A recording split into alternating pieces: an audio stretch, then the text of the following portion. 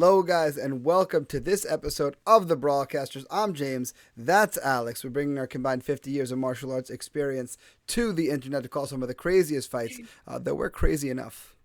Yeah, wow, it is 50. That's a lot. Jesus Christ. We do the math. Yeah, math is mathing. And yeah. And guys, we're excited to call these fights. Again, we do find these fights from all over the internet. There is some rarity, guys. If you send us a clip and it has to have a ref, we will review it.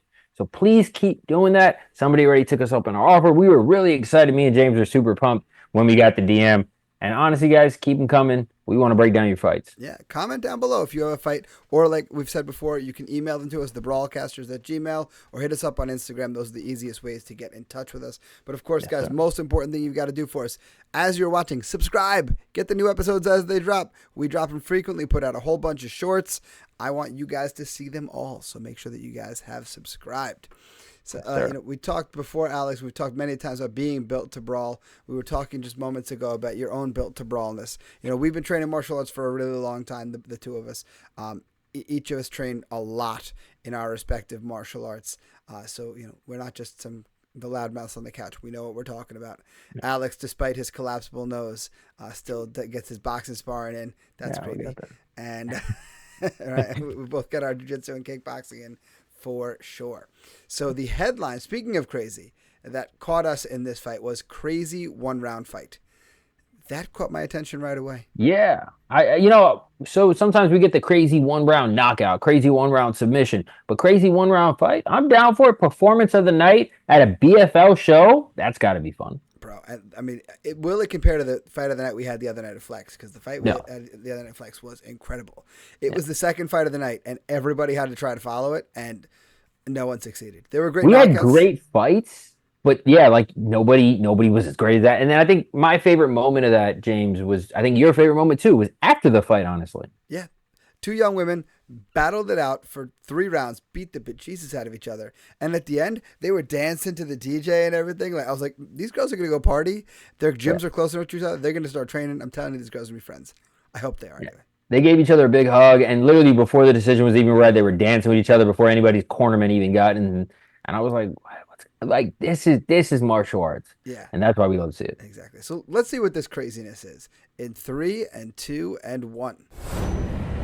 We're at the BFL GOATs. We're at the GOAT stage of BFL. I actually prefer the GOAT stage of BFL, if I'm being honest. Hey, whoa, look at this ring announcer. My boy is AK. He's looking dapper with the bow tie. AK might have looked up AP, our boy, and was like, all right, I got to take some notes from him. Now, it does look like this is a summer show, James. It's not a fall. The referee looks like he might have started shaving now. Yeah. Jason King J-Man, but that's a shitty nickname. Sorry. Well, I mean, bro, our man hasn't spattered his first shit yet. How could he have a good nickname? Yeah, but to be honest with you, not a great nickname. I like the BFL show. He stands at 6 feet tall, 1 inches, weighing in at 170 pounds. Who's got their little sister front row? New York. Yeah, because they said they said the wrong thing.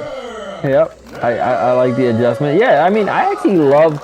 There was a fight we called together. I don't know if you remember where there was a child in the audience, a little Asian kid who shouldn't have been in that club, but like I just kept seeing him, and he was so happy to hang out with his dad, and it was just funny to me. Here's his opponent. Oh, looks like Zabit. Yeah, he does, and his cornerman has a broken arm, so maybe he did that. Oh man, remember Zabit? Jesus. One of the things COVID just messed up us all. God, man, Zabit. Now that's gonna be in my head. Thanks, bro. Oh, this is Boots again. We've seen Boots fight before. Yeah, we call one of Boots this fight. Looks a little different. I think he looks more Abraham Lincoln-like in this fight. I like it. I'm for it. Oh, he points it at the ground immediately, and then they did their finger touch, their little glove touch and stuff. Okay. Moyer, both guys train. Nice. Oh my. All right. There's a fight. Yeah. Nice hook on the exit. Yeah. Moyer did a great thing there. He got his takedown defended, but he made Wicker pay for the takedown. The only thing I didn't love right there, he did like what we call like a Dempsey roll there, and loading up on that shot. Okay, loading up on that overhand right and leaning back a little bit too much when he's exiting the pocket. Cameraman needs a little work. I would love to know where this camera actually is. Like, is this just a dude wandering in circles around the cage? Yes. Yeah. This is exactly big shot from Wicker there. Oh, huge knockdown from Moyer. And then Wicker shoots a takedown of his own. Man, I thought Wicker was done there. Exactly. Great throw from Moyer. And now he's achieved mount.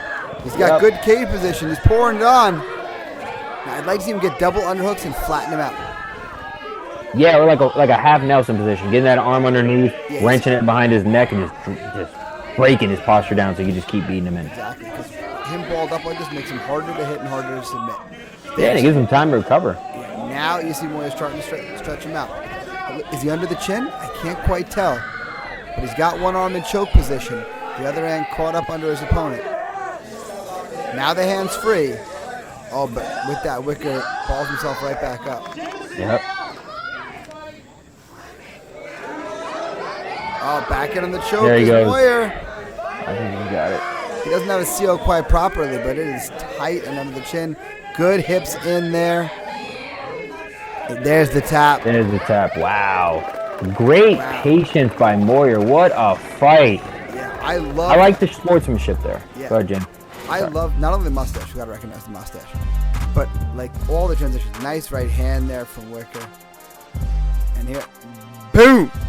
Boom.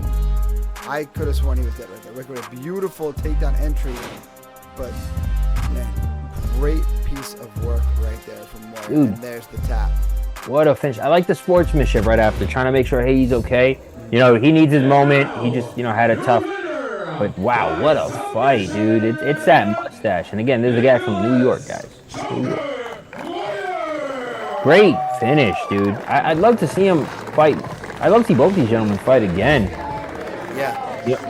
It looks like, I made a comment about him rushing that right hand, just kind of shooting it over and losing his footing there. While true, I think that's something he could definitely work through if he just keeps on repping it. And you know what? Having the big looping overhand right is great when you set it up with other fighters. Yeah. When you let the jabs and the kicks and feints to set it up. He was just kind of winging it one shot. Yeah, he was hoping for that big shot, and he seems like a nice kid, man. I'm proud of him. Great job. Wow. That's a cool shirt. I'd wear the shirt. Yeah. Just a great piece of work there from Moyer. Really, really awesome stuff. I just felt like an odd moment there. I think his coach there offered him the Stanley. He said no, and then his coach just drank the Stanley. That's weird. That's weird. It was weird. That wasn't Brawlcasters approved. No, I'll say that. I'll tell you right now, that was not built to brawl. That was not built to brawl. No, but that he is. That moment was not. Yeah, exactly. A coach who shares your Stanley, not built to brawl. Please don't do that, guys. But that's gross. Pretty That's gross. gross. That's disgusting, actually. And we both do jujitsu. We roll around and sweat, but that's different. Yeah, okay? that's a whole new level of intimacy. That is. Not doing that. Anyway. that's my closing thought on that. I'll leave it at that. Yes. So, guys, as always, make sure you subscribe so you get the new episodes as they drop. Make sure if you have a fight that you want us to call, you can send it to us. Email thebrawlcasters@gmail.com. Find us on Instagram, DM us there, or leave it in the comments below. Remember, it has to have a referee, or we will not call it, because I believe fighting without a referee, I think that's called a felony. Am I right, Alex? Yeah, that's a felony. Also, good advice for fighters: if you ever get into some business where you have to fight a guy in the street, don't post it on your story. Just let's not. Yeah, that's not a good idea. Not a good idea. All right, guys. Well, until next time, my friends. Brawl on.